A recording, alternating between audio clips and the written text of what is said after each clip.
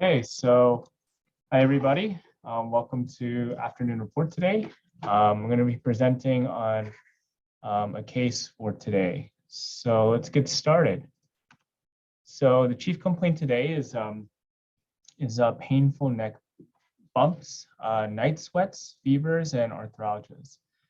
So a little bit about the history. So this is a 20-year-old African-American coming in with history of asthma, controlled exercise-induced seasonal allergies, having these neck bumps, night sweats, fevers, and arthralgias for the last 3 weeks. He says he's vacationing in Sierra Leone for 2 weeks, and since returning for the last 3 weeks, he's been having these symptoms. And they started off as flu-like with fatigue, malaise, chills, and tender neck bumps for the last 2 weeks. However, he began noticing some night sweats, some dark urine, and light stools from the past week. And during these 3 weeks in the same duration, he also noticed some itchy skin, especially worse with showering for the same duration. States the pain from this bumps and night sweats occurs every 48 to 72 hours. He took about 5 to 6 Advils per day and 1 Tylenol per day to try and get rid of that fever and some of the arthralgias he's been having. Which initially helped, but the last 3 days, he says it hasn't been helping. Now he has a Tmax of 103, prompting him to come to the emergency department. Of note, he also has some decreased appetite and weight loss since the symptom onset as well. And he endorses taking some anti-malarial medication during the trip, but he doesn't remember the name of the exact medication. Past medical history, he has a history of asthma again and some seasonal allergies. His mother had some high blood pressure, high cholesterol, diabetes in the father. Social history has some occasional alcohol use and daily marijuana use. He's sexually active with multiple female partners, occasional use of protection with condoms, and no reported history of STD or partners with STDs. In terms of medications, he was taking albuterol as needed. He's taking Zyrtec as needed for seasonal allergies. For those 3 weeks, he was taking Tylenol about 2 to 3 per day, Advil about 5 to 6 tablets per day for the last 3 weeks for his fevers and his arthralgias. Oh, my camera's off. And then for the ROS, he has some general weight loss, fevers, chills, night sweats, decreased appetite. He has some non-tender neck nodules, light-colored stool, dark urine, headache, itchiness, and arthralgias. So I'm going to pause here for the subjective part and just ask you guys if there's anything, any important information subjective-wise that you guys notice.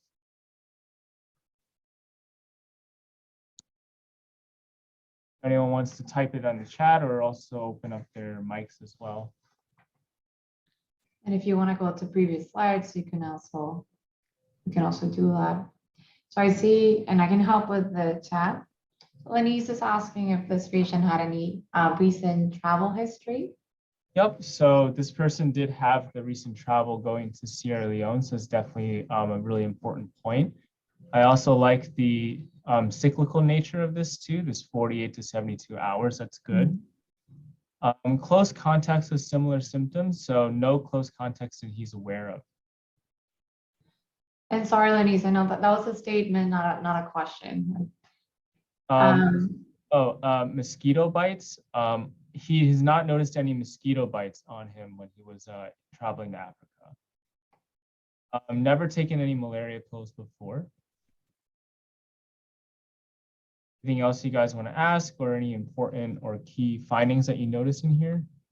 In WFR team age, I don't know.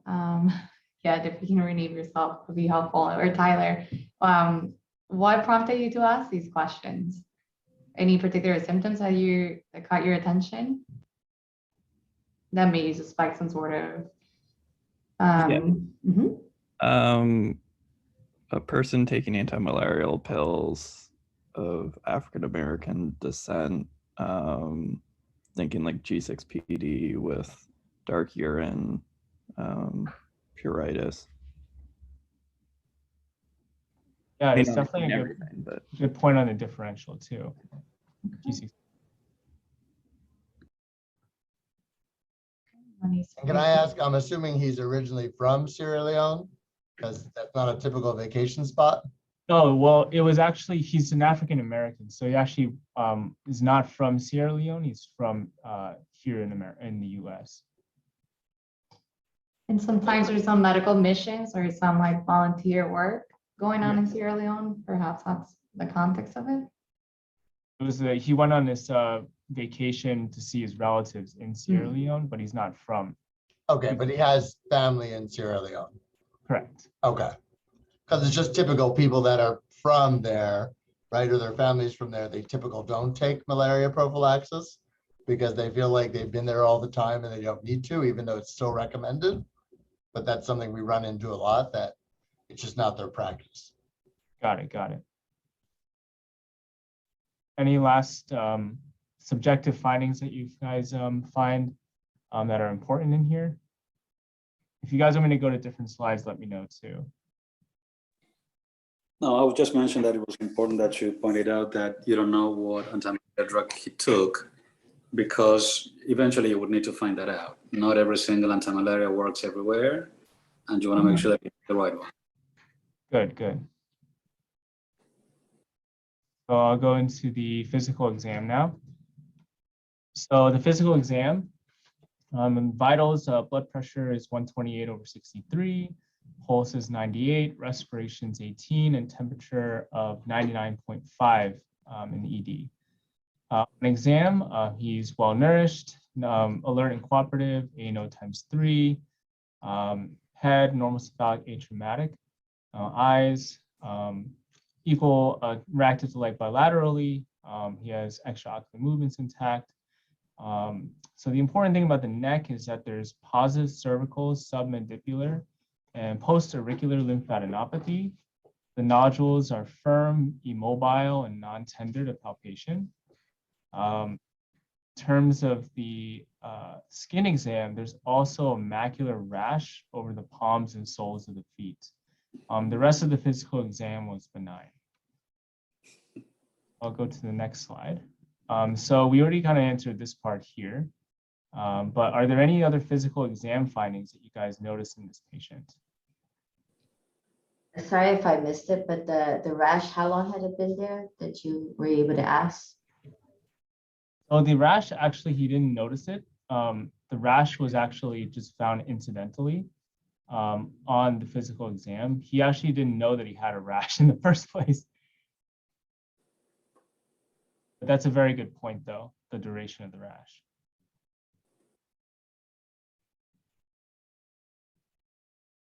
So is there some, oh, sorry. So just one key thing about the medication. So is there anything in the medications that you guys noticed on here?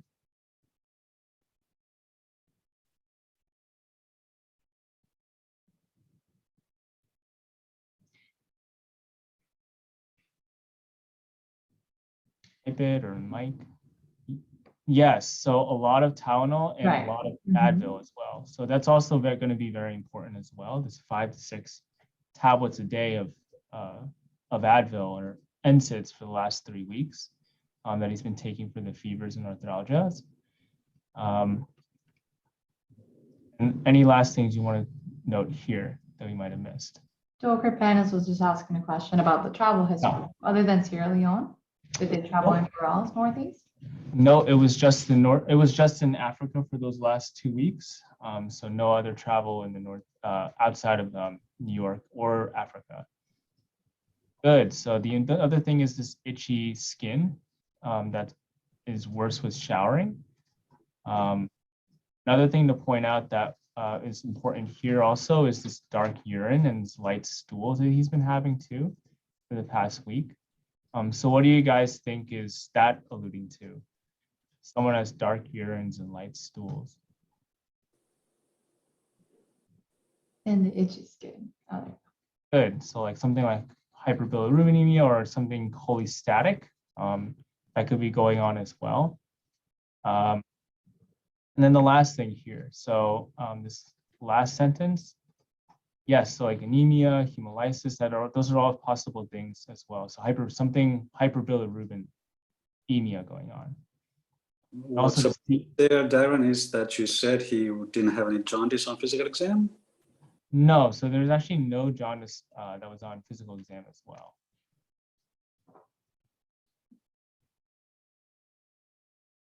And this last part here about decreased appetite and weight loss as well is also, what does that kind of clue you guys into as well?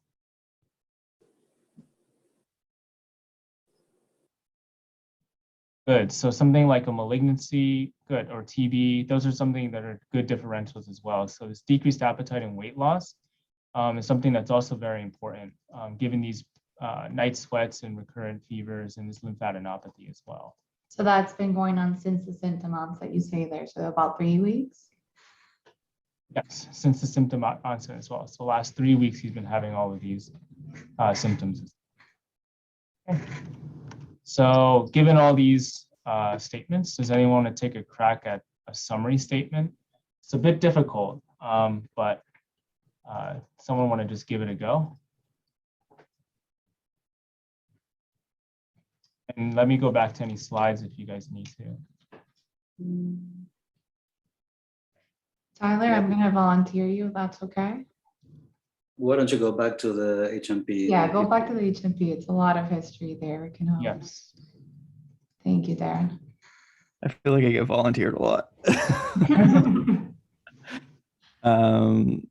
So we got a young male with a past medical history of asthma presenting with a subacute presentation of neck lymphadenopathy and with associated cyclical fevers, loss of appetite, weight loss. Notable recent travel history to, I think, sub-Saharan Africa. And then on exam, vital hemodynamically stable, but exam was notable for non-tender cervical lymphadenopathy. Good, good. So it's weird that it's like complaining of pain, but it's not actually there right now. So I'll go into the problem representation here. So you're very close and good job on that. So a young male with history of polygamous, unprotected sexual activity, presenting with 3 weeks of subacute painful lymphadenopathy, fever, arthralgia, night sweats, recent 5 to 6 day NSAID use, and cholestatic symptoms after a trip to Africa. And he's found to have non-tender lymphadenopathy and a macular rash on his palms and soles of the feet on exam. Good job, Tyler. So we're going to go a little bit more in depth on this lymphadenopathy and how we can diagnose and differentiate on this. So we'll go into some of the discussion right now. Is that my cue, Darren? Yes, it is. Cool. So do I stop sharing then? Sure. You're doing a Awesome. fantastic job, by the way, leading the presentation. I'm loving this. All right. So let me see if I can share my screen.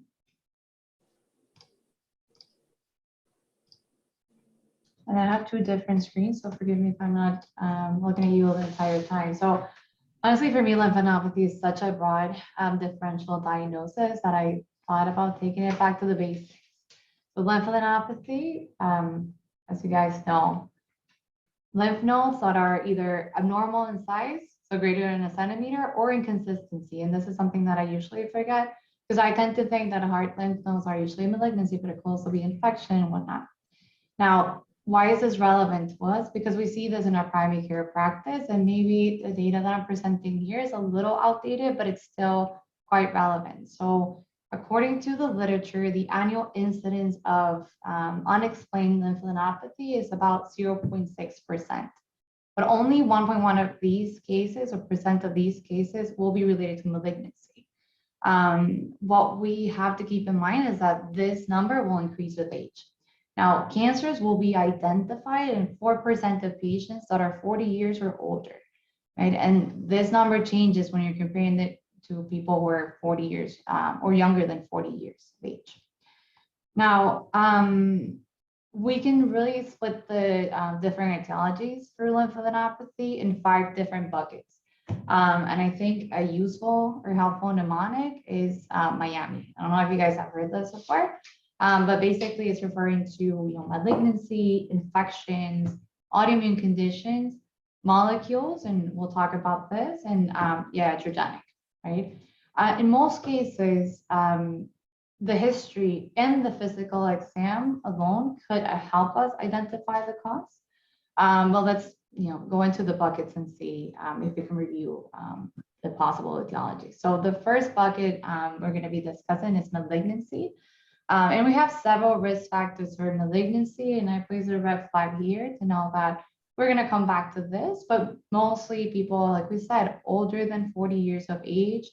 If the lymphadenopathy has been there for 6 weeks or longer, non-tender lymphadenopathy, like it could be the case with this patient, and supraclavicular nodes because of the lymphatic drainage. And we can go a little bit into that later. Now, leukemia, lymphoma, someone already mentioned it in the chat, when these patients present with fever, weight loss, you need the B symptoms, right? Metastatic cancer can present with diffuse lymphadenopathy, although it's more common to be closer or adjacent to the primary tumor. The second bucket, and of course we have other skin neoplasms, we can go into that at other times. The second bucket would be infections, and there's a lot of infections that could cause lymphadenopathy, but we can probably start by asking our patients about their sexual history, like we did here. It's not always our first question, but it's important that we assess their exposure to sores or they've participated in oral intercourse, particularly when they come in with inguinal or cervical lymphadenopathy. We shouldn't forget about that. If we start with the viruses here, HIV, they'll present with soft, non-tender lymphadenopathy that usually develops around the second week of acute symptoms. We have many other viruses, and classically we remember EBV. So Epstein-Barr, we learned that it's associated with posterior cervical lymphadenopathy, but we also have CMV that may present with a similar, mononucleosis-like illness. But of course, this will be heterophile negative, helping us differentiate both. But they will both have associated lymphadenopathy. Other viruses, varicella, it will replicate in the lymph nodes, and in immunocompromised hosts, this could be one of the first signs. And there are many other viruses, of course. Bacteria can also cause this, and when we think of miliary TB, it's not something that we commonly see, but they will present with diffuse lymphadenopathy. Just remember that primary TB will tend to go to the cervical lymph nodes. Syphilis could also be a cause of diffuse lymphadenopathy, right? Particularly when it's in its secondary infection, or it could cause regional lymphadenopathy as well when we're talking about primary syphilis. Some patients with lymphogranuloma venereum, even though it's not as common here, will develop pelvic and abdominal lymphadenopathy, and that should be part of our differential. Interestingly enough, brucella, although we remember it for the undulating fever, it may also cause lymphadenopathy with hepatosplenomegaly. And then if you think of the fungal infections, of course, histoblasto, coccidiomycosis, those can also lead in the setting of a systemic infection to diffuse LAD. Autoimmune disorders would be the next bucket, right? Lupus, if you think about it, it's often associated with generalized lymphadenopathy, but sarcoidosis, skin lesions, and this enlarged lymph node situation are the most common extranodal or extrapulmonary, I should say, manifestations of sarcoid disease. There are many other conditions, and we remember from, I remember at least from step 1, Sjogren's syndrome. If they do have extraglandular manifestations, that could be a cause of lymphadenopathy, but if they progress, I remember it being a cause for alarm because they may mean that there's a lymphoproliferative disorder going on. Many others, still disease and HLH that we usually love for afternoon report, those will present as well with lymphadenopathy. We have 2 more buckets to go.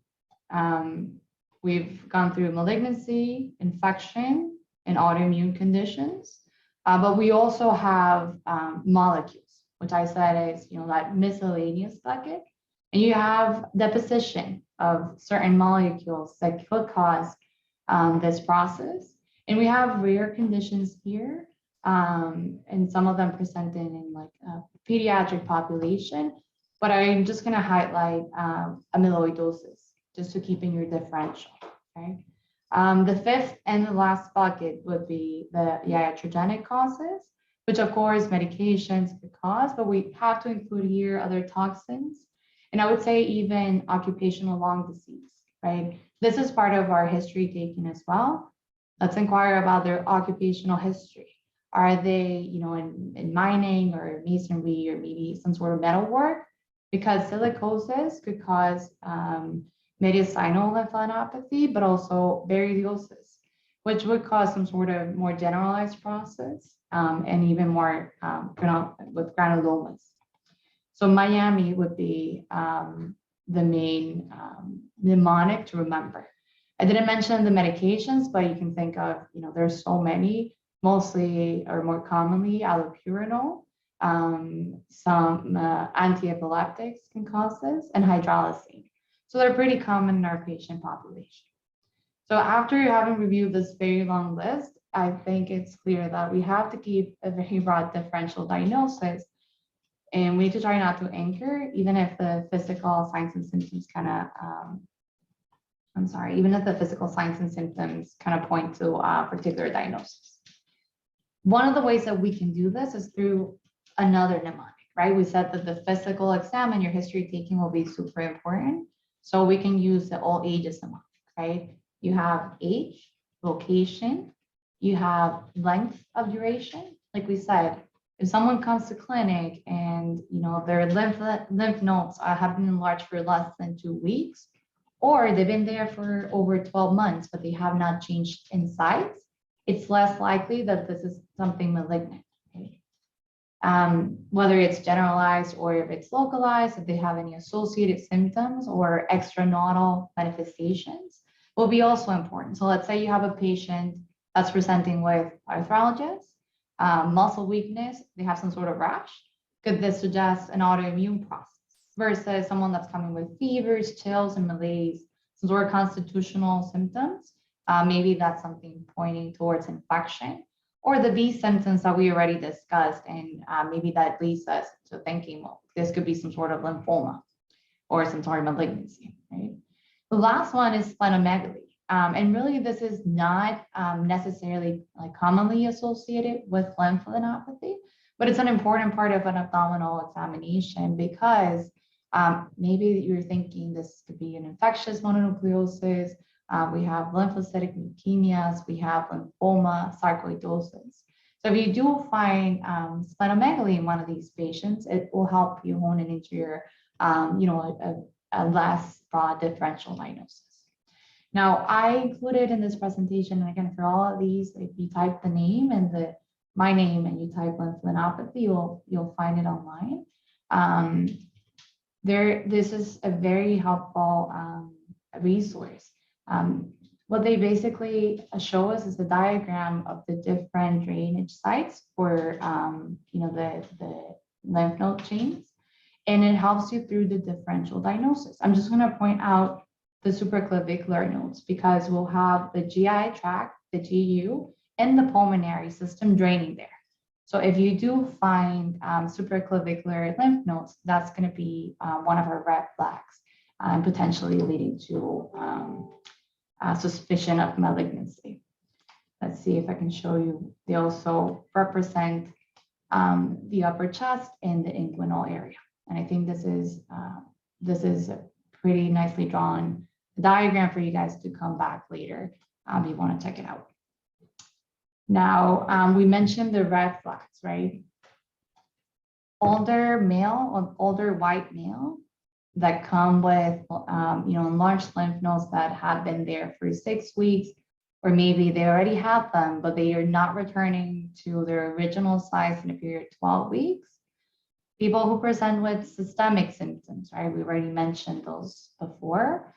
the supraclavicular location for the lymph nodes because of the drainage. And people who present or patients who present with generalized lymphadenopathy. Generalized lymphadenopathy would mean that there are at least two regions are affected, right? This is more likely to be malignant, and this will require some sort of investigation as well. Now, what should we do in this case? And this is a fantastic diagram by the AAFB, and they will, through this algorithm, provide sort of a recommendation of how to evaluate lymphadenopathy. For us to know if your history and your physical examination suggest that this could be a benign process, something perhaps self-limited, you can reassure your patients and you can ask them to come back in 4 to 6 weeks to have another physical examination and see how things are going. Let's say, imaging is suggested and we need to see what's going on. Actually, the American College of Radiology will say that a CT would be the first choice for adults because it will delineate the extent of the lymphadenopathy. It will let us see deeper lymph nodes. And then the ultrasound, you will sort of reserve either to your, for your pediatric population to kind of cut down on radiation, or if you need a biopsy, an ultrasound could be a good way to assess and plan for that. So when do we actually get a biopsy in these patients? Well, if we don't know the etiology for the enlarged lymph nodes, and there are some malignant risk factors, like we just mentioned, are red flags, then it's probably best to plan for a biopsy. In some cases, we can start with an FNA. It's really helpful when you're trying to differentiate maybe something that's reactive from malignancy. And we really think, is probably a quicker, accurate, minimally invasive, and pretty safe way to look at lymph nodes, right? And maybe we can avoid certain biopsies. And I was looking at the literature to see how this really, plays a role here. And it's very specific and very sensitive. It's about 95% sensitive and almost 100% specific. But there are some concerns, right? If you want to see the lymph node architecture, then an FNA is only going to show you the cells, and this is probably not the first step. So in some patients, you will need a core needle biopsy, which is the second image that we have here. And you can notice that it's a little larger, and it'll give you an idea about the histopathology. So what cells look like next to each other. But it's still, even though it's helpful when you can't really palpate a nodule or give you more information, it's still not showing you the architecture of the lymph node, which is really what you get with an excisional biopsy. It's also a good thing to do in patients who really don't want to undergo multiple procedures, and they may just go for an excisional biopsy to see what's going on. But which lymph node should we biopsy, right? That's always the next question. And you would go for the largest node, the most accessible one. And the highest yield will usually be in the upper chest region. And supraclavicular, like we said, for obvious reasons, will be your first choice. But let's say you have an axillary lymph node and you have an inguinal lymph node that are about the same size. Then you think, well, which one should I go up for? The regional drainage for the inguinal lymph nodes is probably more likely to be reactive than something that's axillary. So if you're ever presented with that question, that's probably how you can guide your patients where the biopsy is going to occur. Again, these are the references for all these resources. I don't want to take more of Darren's time for his follow-up presentation, but I really do recommend there's an extensive podcast on this, on curbsiders and the clinical problem solvers, because it is something that we commonly see in our primary care clinics. So if you guys want to take a look, that's obviously there for you. So I'm going to stop my share now, Darren, so you can go back. Thanks, Annie, for the additional information. It was very informative. My Let me pleasure. share my screen again. All right, so just to add on to what Sani said is that There's an algorithm by the same person in the reference as well that's very, I think, very useful in terms of helping you differentiate when it comes to lymphadenopathy. So the first thing you want to think about, especially what she said about like how the history and physical is very important. Do you have something that is, on the top of the differential in this patient? So is there something that you're really looking for, and are there specific tests that you can go for? If not, then you go the unexplained route and you kind of just throw a wide brush onto what the differential is. So whether that is something that's localized or generalized will help you to kind of see whether something is worth testing for further. So if it's localized, the main thing you want to do is do observation for 3 to 4 weeks and then see if the patient's lymphadenopathy resolved. Oftentimes, this could be a sequelae of something like mononucleosis or some other infectious autoimmune malignant disorder that someone has. However, if it's generalized, you want to again throw that wide paintbrush around. Think about the Miami differential, and also go further into some of the testing and imaging that you might want to order as well. So for this patient in particular, before I go into any of the labs and imaging, are there anything that you guys are thinking is suggestive in this patient? So I'll throw that question out there for everybody. Is there something you guys are thinking of in terms of the top differential here? And are there any good? So malaria and any good primary biliary, TB, those are definitely really good ones too. And what lab tests would you order if you're suggesting those things?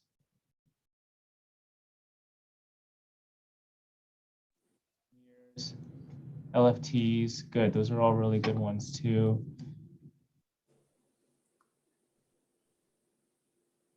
Good. Antimitochondrial. What about LDH? That's a good one too. Inflammatory markers, right? If you're thinking TB, what would you order for this patient? I think we need to be a little bit more specific about the differential to really, yes, come up with the tests, because I think I heard two diagnoses, but I think there are a few more than that are really there. Okay, yeah. I mean, I guess we can just stick with the lymphadenopathy then. So in terms of that one, what are you guys thinking then? So based on the suggestive part, what are you guys thinking?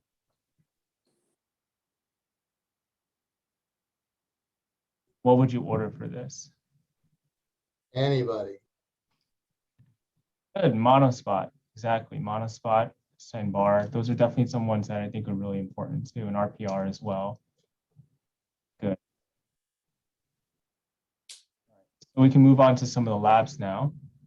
So as we're talking about in terms of whether it's diagnostic or suggestive, and if it's unexplained, you want to throw that wide brush. So the labs, the autoimmune part, the infectious and the malignancy, those are definitely things that would be top on your differential in terms of systems that you want to go over. In terms of the labs, so based on what you guys said, the LFTs, so the LDH was high for this patient, and as well as the ALP. The total bili and the direct bili were also really high. In terms of, so we also ordered a urinalysis, given this high NSAID use that this patient was having. And this patient had very large proteins and ketones, some minimal glucose and red blood cells, large bilirubin, moderate blood and large leukoesterase, as well as a protein creatinine ratio of 12,000. As well as in terms of the white blood cell count, it looked like it was unremarkable, and the hemoglobin is also unremarkable as well. In terms of differential, it looks like it was also normal levels too. And the BNP was also rather unremarkable as well. In terms of the infectious workup that we got, so it was good that you guys are thinking monospot.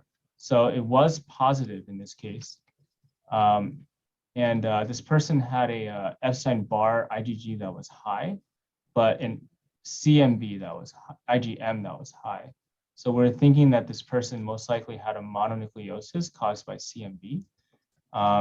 Syphilis was also positive. RPR and FTA antibodies were also positive for this patient as well. As for the rest of this infectious panel, the HIV, hepatitis, urine chlamydia, gonorrhea, and blood smear is actually negative for parasites as well for this patient too. Dr. Osorio, can you comment on the utility of IgM tests?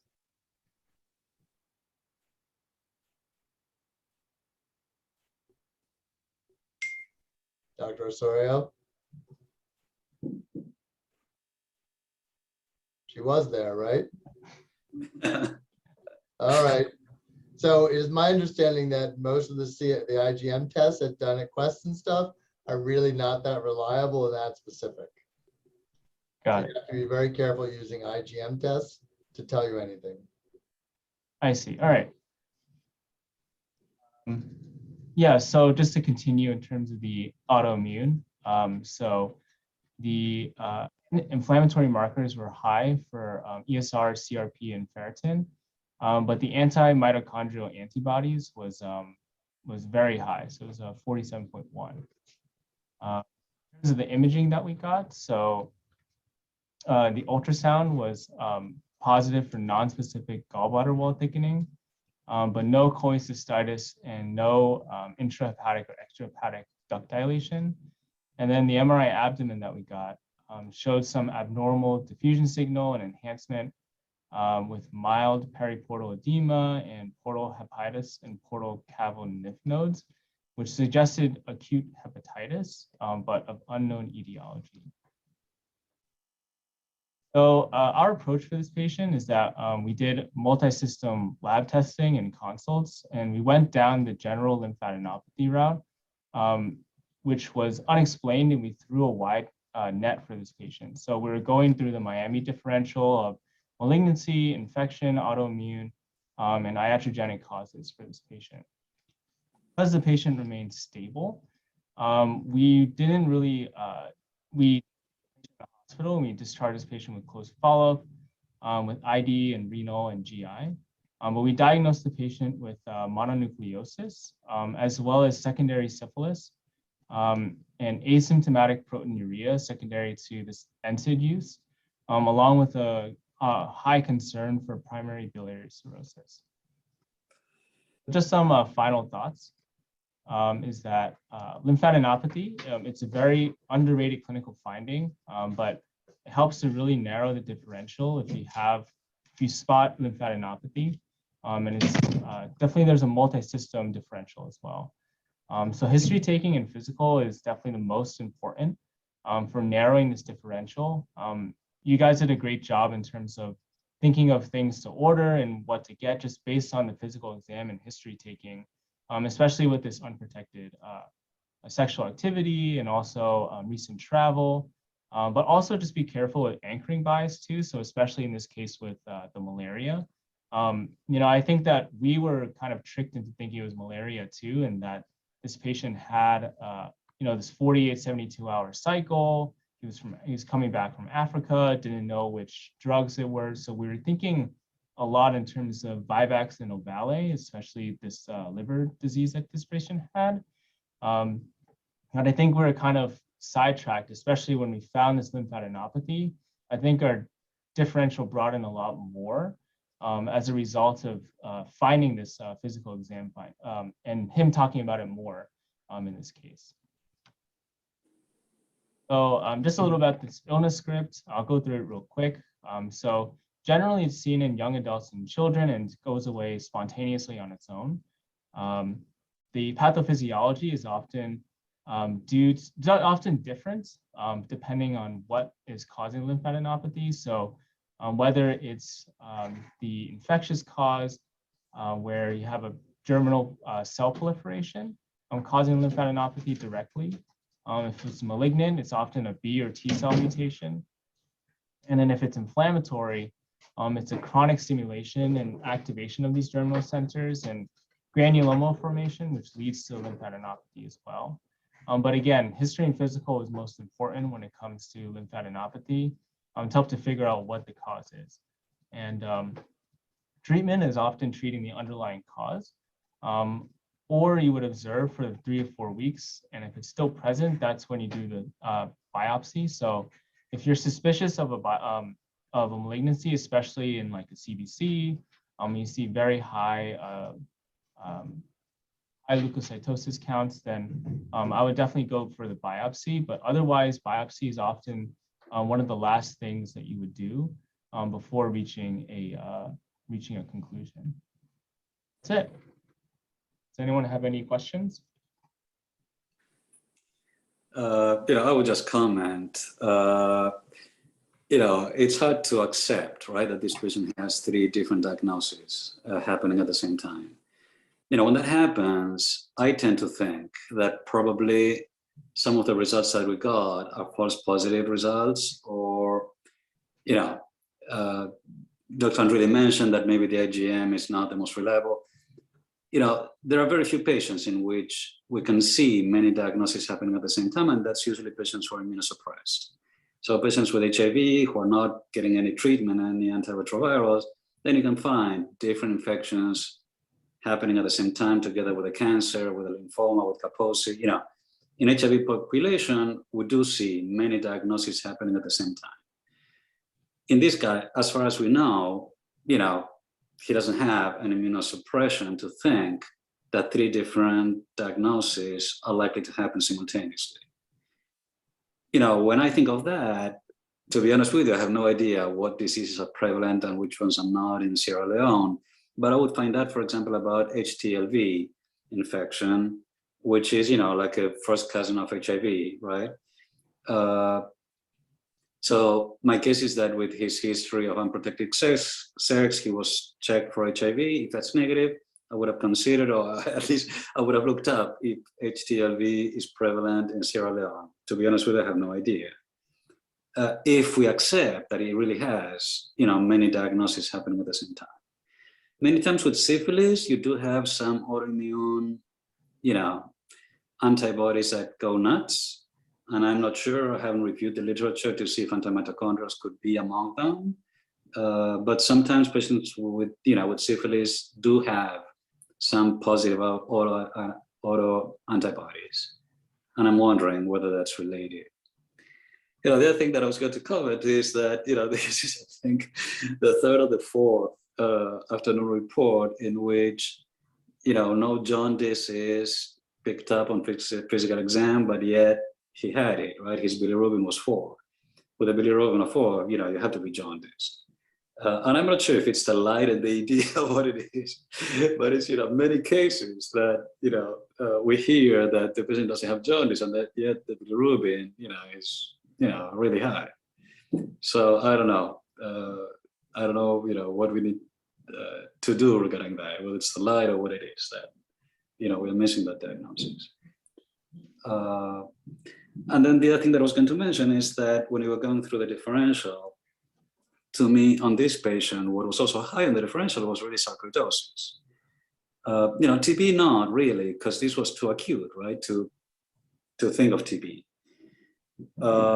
If you're thinking of TB, particularly if it's multisystemic, right, because he was having, involvement of many different organs, when you report on the UA, you really want to describe the pH, right? Because basically what you expect to find there is an acidic urine, right, with pyuria and a negative culture. That's the typical UA for TB. In this case, I saw that, what was really, prevalent was he was nephrotic. He had a huge amount of proteinuria. So that would have been the typical finding for TB. But what would have gone high in the differential is sarcoidosis. He's African American. Sarcoidosis is more prevalent among African Americans. He had the lymphadenopathy. Sarcoidosis really looks a lot like TB, and some people think it's the same disease. It's under the same spectrum of diseases. And that can present as something that looks acute, even if it's not. So, on my mind, sarcoidosis was really high under the differential when you first started to, give us more and more information. To me, the main diagnosis for this guy is really syphilis. And I'm not sure that he had the other two. I would personally agree. It's very unusual for someone with mononucleosis to have a normal CBC, right? Or acute HAV or any of those things. And his CBC was rock solid normal. There were no atypical cells or anything like that. So I think that's not that common to see in mononucleosis. Did we hear anything about what we treated him with for the syphilis, or did we hear any specific numbers for syphilis? You mean like Like his titers or any of that kind of stuff? like the actual numbers for the titers, or Yeah, I didn't. which you need to get after you get a positive RPR, right? Right. I mean, I don't have the titers with me, but Did I you know guys that, did you guys treat him for syphilis? yeah, we treated him with doxycycline at the end. So oral doxycycline. He was allergic to penicillin. No, it wasn't. So why did you treat him with doxycycline? That I'm not sure. Right, because the treatment for Yeah, syphilis treatment is penicillin. is Yeah. always penicillin, and if they're allergic to penicillin, you try to desensitize them to penicillin. Mhm. So you don't remember why So- you treated them with doxycycline? Yeah, I'm not sure exactly. So to be Okay. honest, yeah. It seems Well, like I'll this have to look case it is up. a snapshot in time. And perhaps, if you have followed the patient, you may have more information. Maybe there's there's stuff that's missing. I do think it's an interesting discussion. I agree with you, Dr. Pergolini. It's harder in dark-skinned individuals to see jaundice, and at times the lighting can even be our worst enemy. And at times I would suspect that with a bilirubin level of 4, you would at least see some scleroicters, but you don't always pay attention to that. So maybe that's something to add to. Well, I think people sometimes think they have muddy sclera, right, which are kind of the brown coloration that people can get. But I agree with Dr. Pergolini. Once you get up to 4, right? So most people would say that any doctor should see 3.5 and above, 3.5. and the hepatologists say, oh, I can see down to 2.5.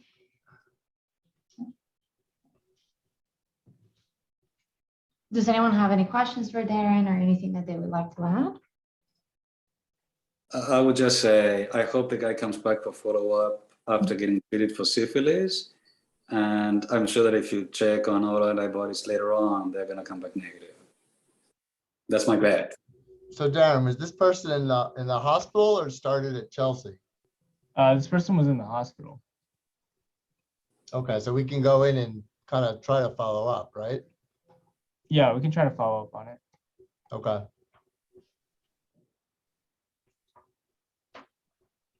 Dr. Osorio still there, or did she disappear? I think Dr. Osorio had to work on research week. And The might one have. time we need our ID expert, she runs away. I'm gonna kill her. All right. All right. Thank you, everyone. And thank you so much, Darren. That was a very interesting discussion.